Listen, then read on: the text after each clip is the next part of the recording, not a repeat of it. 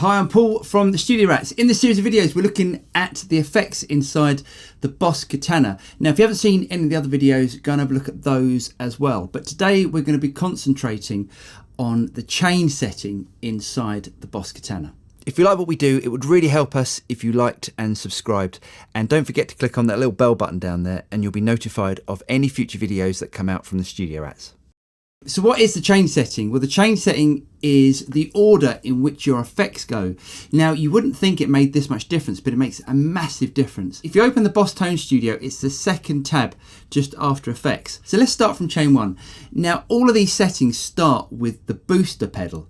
So the booster pedal always comes before the amplifier. But if you look on chain 1, it goes booster pedal, then amplifier. Now chain 2 goes booster, mod, then amplifier. Chain 3 goes booster, mod, FX, then amplifier. And chain 4 goes booster, mod, FX, and then one of the delays. Now chain 1 is probably the most useful setting in a standard effects scenario. So we have our booster into our amplifier, then into the modulation, then into the effects.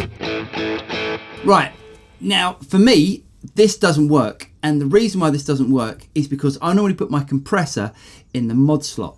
So what this is doing, the booster is going into the amplifier and then the amplifier is going into the compressor. There's a lot of gain coming out the amplifier and the compressor pedal is squashing the amplifier. So let me take off the compressor. That's with it on.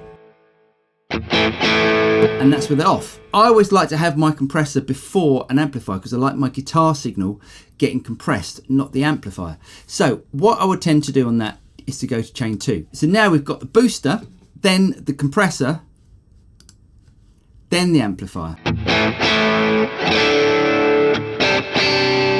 Now this works perfectly if you want your effects slot to be after the amplifier. So let's have a look at the effects slot here. So if I turn on my effects,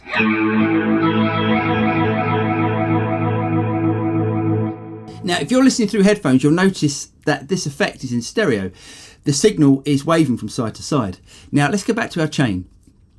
If I choose chain 3, the effects is before the amplifier. So let's play exactly the same sound going into channel 3. Now, you'll instantly hear that the rotary now is mono. That's because we're going into the amplifier. So we've got guitar going mono, into the amplifier, all mono. Then after the amplifier, that's when we can have our stereo effects. So let's go to chain 4. Now, chain 4 is slightly different. I'm going to switch back on my delay again. Go back to chain 4. Now, chain 4 is different again because now we have the delay before the amplifier. So now my delay is going to be mono as well. Let's switch back to chain 2. And you'll hear the delay panning from side to side. Now, I should add that the reason why I'm getting these stereo delays is because I'm recording through USB straight into my computer. And I'm going to do a video on that shortly.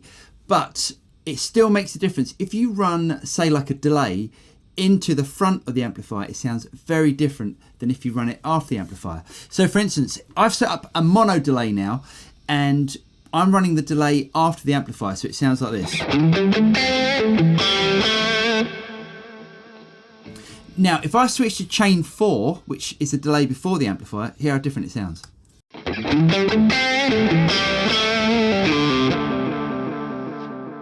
You can hear that the delays are muddying up the signal, and that's because the delays are going into the amplifier and then the delays are getting distorted as opposed to the amplifier going into the delays. So why do we need all of these different options? Well, sometimes you'll want to run a delay into the front of amplifier. Say you want to have that classic Edge U2 type sound, you might want to run that delay into the amplifier. So you're driving the delays. And if you want a big stereo lush delay, you might want that after the amplifier. So as a general rule, I would run a booster and my compressor before the amplifier All of the other effects are going to come after the amplifier, and that is chain 2. So if you start with chain 2, your guitar sound should be golden. So if you want to like and subscribe below and click on that bell button, and you'll be notified of any future videos that come out from the Studio Rats. I'm Paul from the Studio Rats, and I'll see you guys next time. Cheers.